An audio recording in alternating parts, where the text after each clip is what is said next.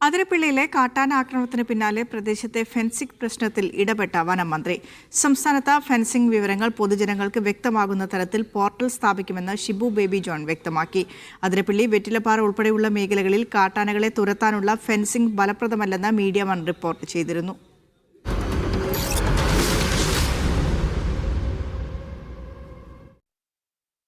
ഈ പ്രദേശത്ത് നേരത്തെ സ്ഥാപിച്ചിരുന്ന ഫെൻസിംഗാണിത്. ഇത് പിന്നീട് പുനഃസ്ഥാപിച്ചു.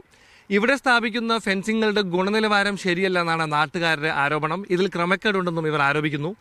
എനിക്ക് പോലും എളുപ്പത്തിൽ ഉയർത്താൻ കഴിയുന്ന ഈ ഫെൻസിംഗ് ആനയ്ക്ക് വളരെ നിസ്സാരമാണെന്നും നാട്ടുകാർ ചൂണ്ടിക്കാണിക്കുന്നു.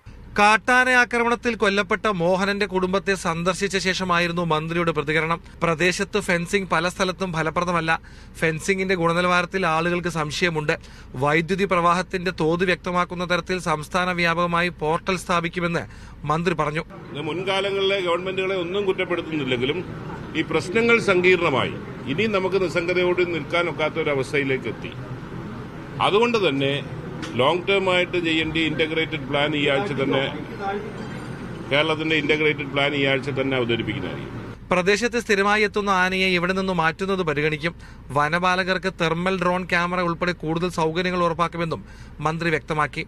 സംസ്ഥാനത്തെ വന്യജീവി പ്രശ്നങ്ങൾ പരിഹരിക്കാനുള്ള പദ്ധതികൾ 100 ദിന കർമ്മ പരിപാടിയിൽ വ്യക്തമാക്കുമെന്നും മന്ത്രി കൂട്ടിച്ചേർത്തു. കാട്ടാന പ്രശ്നം പരിഹരിക്കാൻ മുതിർന്ന ഉദ്യോഗസ്ഥരുടെയും ജനപ്രതിനിധികളുടെയും യോഗം ചാലക്കുടിയിൽ നടന്നു. Media one, Thrissur.